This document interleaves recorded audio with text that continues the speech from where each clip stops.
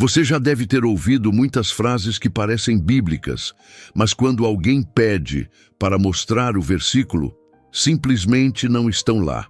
Isso acontece porque, ao longo do tempo, tradições humanas, interpretações erradas e até invenções populares foram sendo repetidas tantas vezes que acabaram virando verdades no meio cristão.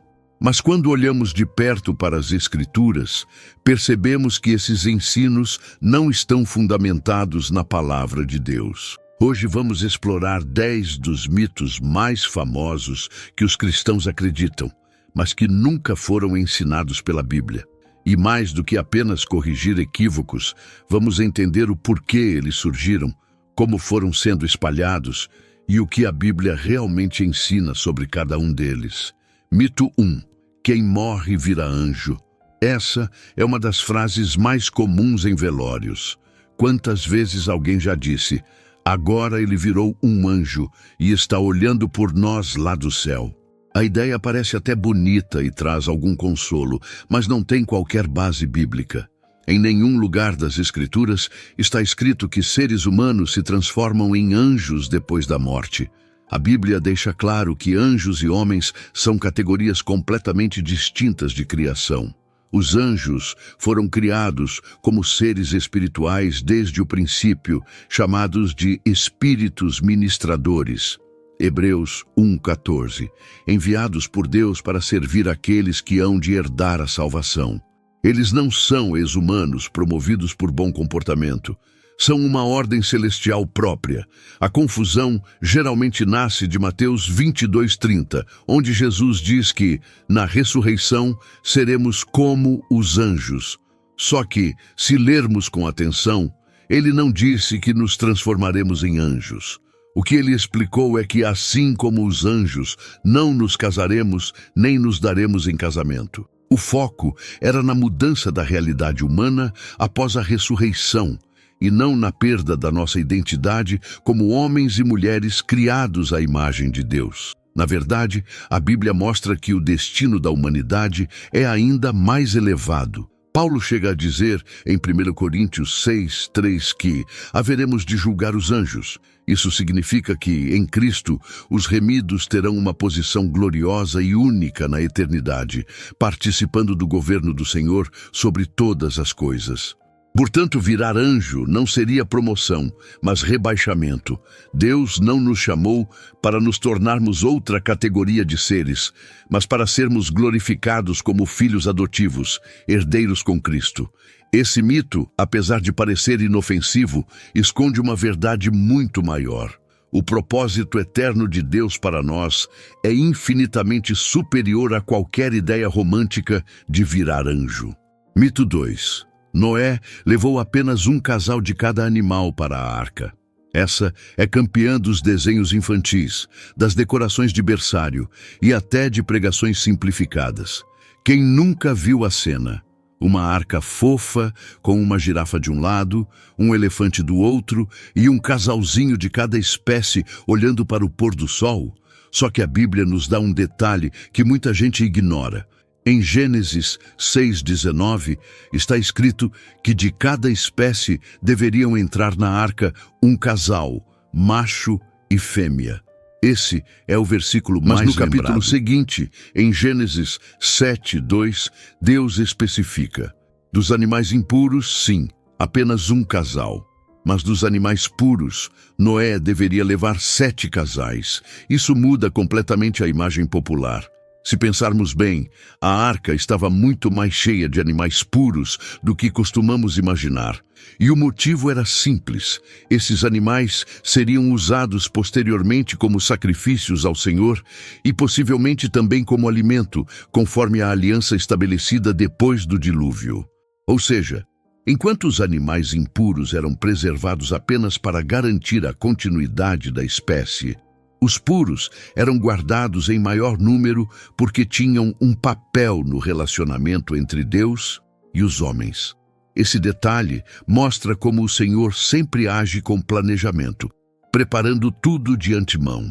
O mito de apenas um casal de cada animal É fruto da pressa em resumir a narrativa e de uma leitura superficial. Mas quando observamos com calma, percebemos que até nos mínimos detalhes, Deus estava providenciando os meios para que sua aliança com Noé fosse sustentada após o dilúvio. Mito 3. Maria Madalena era prostituta. Esse é um dos equívocos mais antigos e persistentes da tradição cristã. Durante séculos, Maria Madalena foi retratada como uma prostituta arrependida que encontrou em Jesus a redenção. Mas quando abrimos a Bíblia em busca desse detalhe, simplesmente não encontramos. O texto sagrado nunca chama Maria Madalena de prostituta. O que sabemos sobre ela é que Jesus expulsou 7 demônios de sua vida. Lucas 8:2. O que certamente indica um passado marcado por sofrimento e escravidão espiritual. Porém, não há qualquer ligação entre isso e prostituição. Então, de onde veio essa ideia? A confusão começou no século VI, quando o Papa Gregório I fez uma pregação em que associou Maria Madalena à mulher pecadora que ungiu os pés de Jesus em Lucas 7:37. Essa associação não tinha base textual, mas acabou se espalhando na tradição católica e, com o tempo, entrou também no imaginário popular. O problema é que esse mito obscurece quem Maria Madalena realmente foi. A Bíblia mostra que ela se tornou uma das discípulas mais fiéis de Cristo. Enquanto muitos homens fugiram durante a crucificação, ela permaneceu aos pés da cruz. E foi a primeira testemunha da ressurreição, escolhida por Deus para anunciar aos apóstolos que Jesus havia vencido a morte. João 20:18. Portanto, chamar Maria Madalena de prostituta é não apenas incorreto, mas injusto. Ela não é símbolo de vergonha, mas de fidelidade e de graça. Um lembrete de que Deus pode transformar histórias marcadas por trevas em testemunhos poderosos de fé. Mito 4. O dinheiro é a raiz de todos os males. Essa frase é repetida tantas vezes que muitos têm certeza absoluta de que está na Bíblia. Mas, na verdade, é uma citação incorreta. O que as Escrituras realmente dizem está em 1 Timóteo 6:10. Pois o amor ao dinheiro é a raiz de todos os males. Percebe a diferença? O problema não é o dinheiro em si, mas o amor ao dinheiro. O dinheiro é apenas uma ferramenta. Ele pode ser usado para sustentar uma família, ajudar os pobres, expandir a obra de Deus. Mas quando ele ocupa o lugar central no coração, torna-se idolatria. Paulo alerta que muitos, movidos por esse amor descontrolado, se desviaram da fé e se traspassaram a si mesmos com muitas dores. O dinheiro, quando idolatrado, se transforma em um senhor cruel, que nunca satisfaz e sempre exige mais. Esse mito nasceu justamente porque as pessoas costumam resumir versículos e, ao fazer isso, acabam distorcendo o sentido original. O resultado é um pensamento equivocado, tratar o dinheiro como algo essencialmente maligno. Mas a Bíblia nunca demonizou a riqueza. O que ela condena é a avareza, a cobiça e a ganância. Abraão, Jó e Salomão, por exemplo, foram homens que possuíram grandes riquezas. Mas o ponto não estava no que tinham, e sim em como se relacionavam com Deus. Por outro lado, a Escritura está repleta de advertências contra aqueles que confiam nas riquezas e deixam de confiar no Senhor. No fim, esse mito esconde uma verdade prática. Não é a carteira que determina sua espiritualidade, é o coração. Você pode ter muito e ainda assim ser generoso, ou ter pouco e ser completamente dominado pela ganância. Mito 5. Se algo ruim aconteceu, é porque faltou oração. Esse é um mito perigoso porque à primeira vista parece espiritual. Ele carrega uma lógica cruel. Se algo deu errado, é porque você não orou o suficiente. Mas essa não é a mensagem da Bíblia. Se fosse verdade, Jesus não teria sido traído, preso e crucificado. Afinal, ele orava mais do que qualquer pessoa. Paulo, um homem de oração constante, foi preso, apedrejado, perseguido e passou fome. Estevão orou antes de ser apedrejado até a morte. Ou seja, Oração não é uma blindagem contra problemas. O próprio Cristo disse: "No mundo tereis aflições, mas tende bom ânimo, eu venci o mundo." João 16:33. A oração é uma conexão com Deus em meio às aflições, e não uma forma de evitá-las. Esse mito transforma a oração em um contrato. Você ora, Deus livra de todo o sofrimento. Mas o cristianismo não é isso. O cristianismo é a certeza de que, mesmo quando as tragédias acontecem, não estamos sozinhos. Deus está conosco, sustentando, confortando e nos dando força. Quando dizemos que foi falta de oração, sem perceber, colocamos uma culpa enorme sobre quem já está sofrendo. Imagine alguém que perdeu um ente querido ou foi atingido por uma tragédia ao ouvir que não orou o bastante. Isso fere ainda mais. A verdade bíblica é outra. A oração nos fortalece para suportar as tempestades da vida, nos conecta à vontade de Deus e nos faz confiar nele mesmo quando não entendemos. Mas nunca foi uma fórmula mágica para evitar toda dor. Mito 6.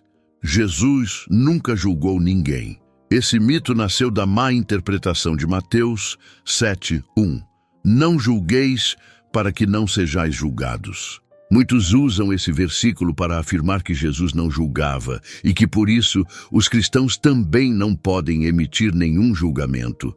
Mas o contexto e a vida de Cristo mostram outra realidade. Jesus não apenas julgou, como o fez com firmeza.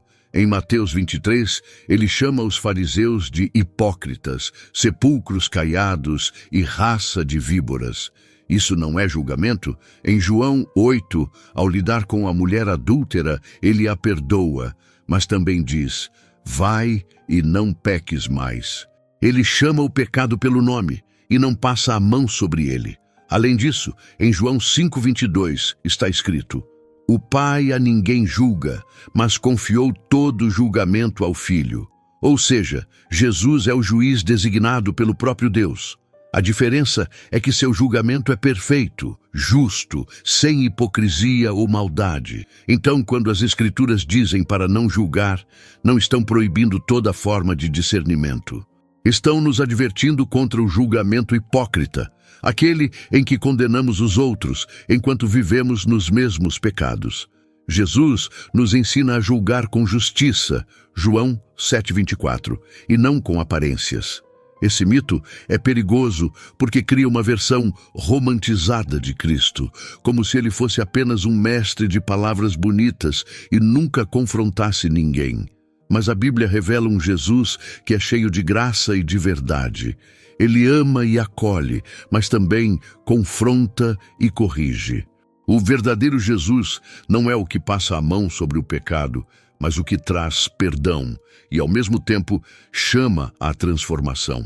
Ignorar isso é criar um ídolo à nossa imagem e não seguir o Cristo bíblico. Mito 7. Deus não dá um fardo maior do que você pode suportar.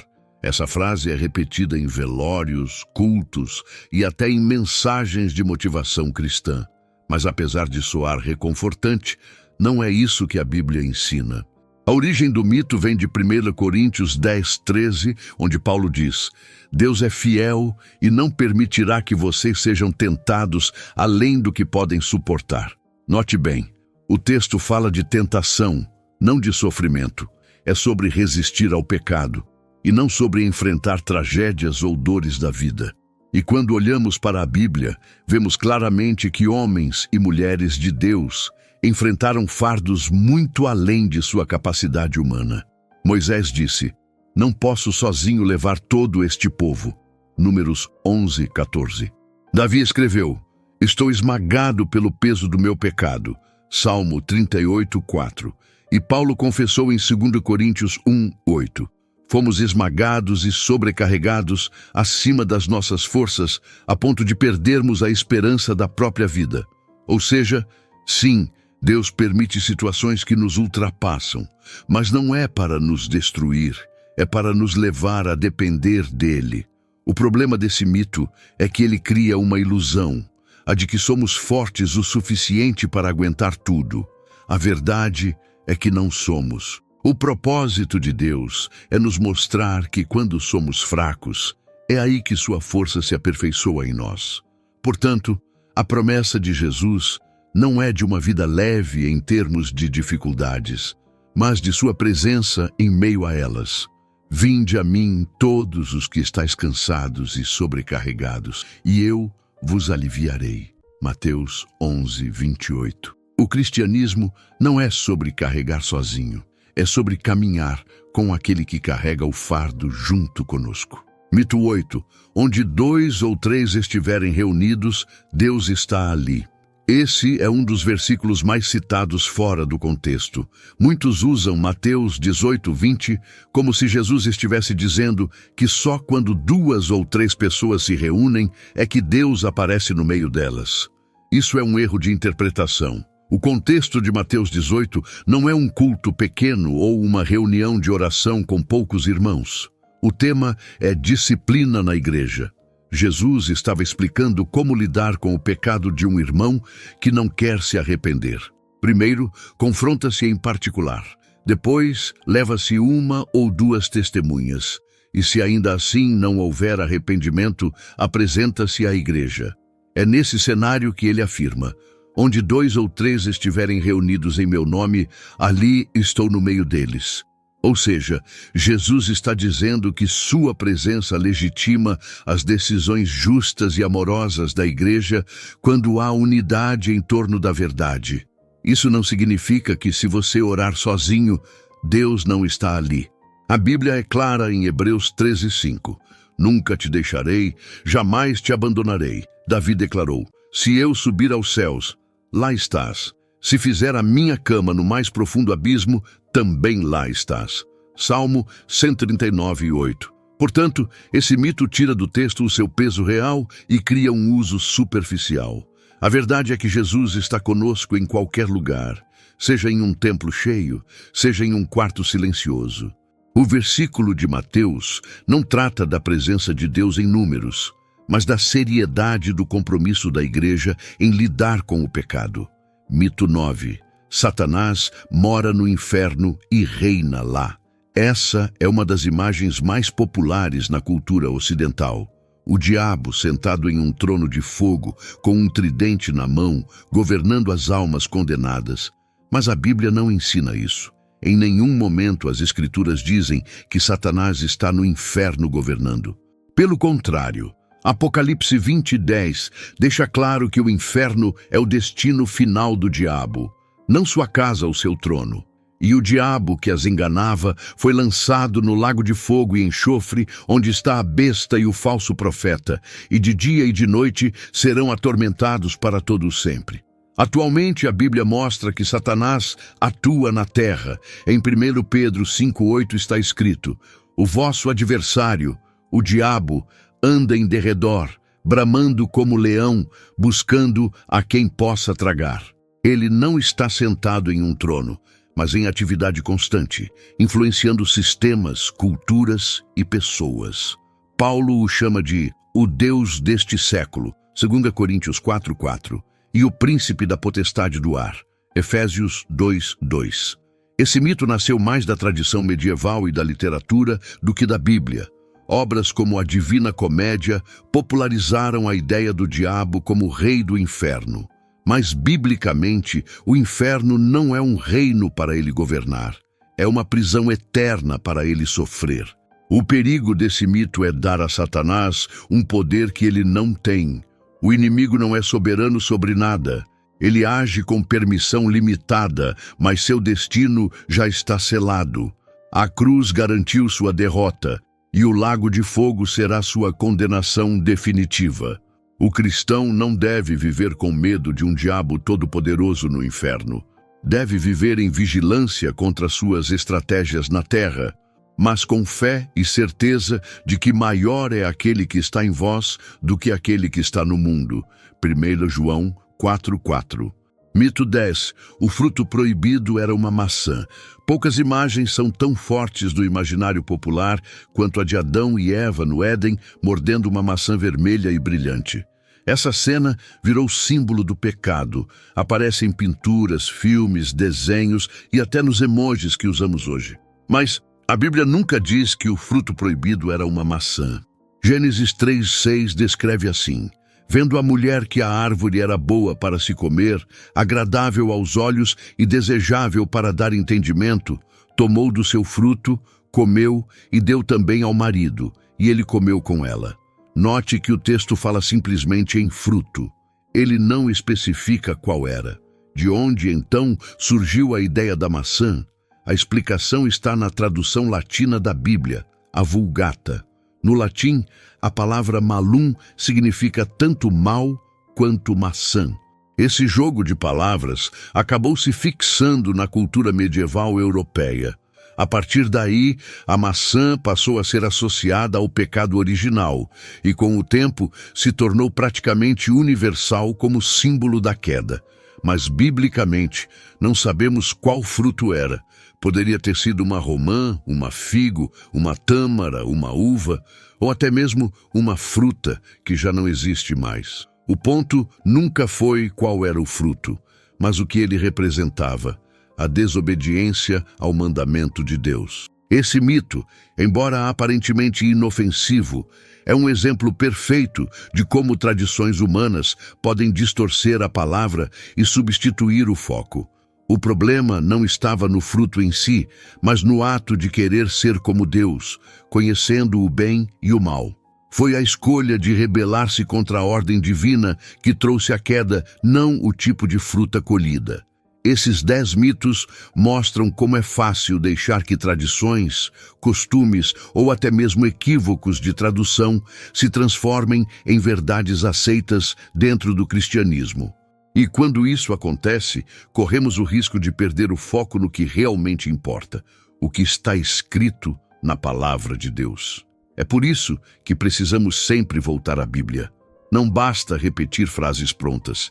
É necessário examinar as Escrituras, como os bereanos faziam em Atos 17:11, conferindo se as coisas são de fato assim. A fé não pode se basear em boatos, mas em fundamento sólido. E talvez o maior aprendizado de todos esses mitos seja este: mesmo quando temos boas intenções, podemos estar propagando ideias que não são bíblicas. O cristão precisa ter discernimento, porque nem tudo que parece espiritual vem de Deus. Seja no mito de que quem morre vira anjo, na crença errada sobre Noé, na confusão em torno de Maria Madalena, ou até no símbolo da maçã, o ponto central é o mesmo. A verdade está na palavra, não na tradição.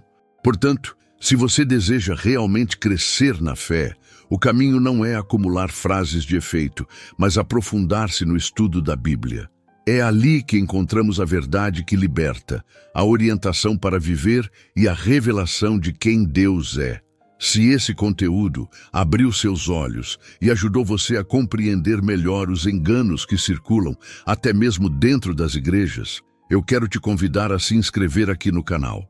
Assim, você vai continuar recebendo estudos como este, sempre fundamentados na Bíblia e explicados de forma simples e clara. Deixe também o seu comentário.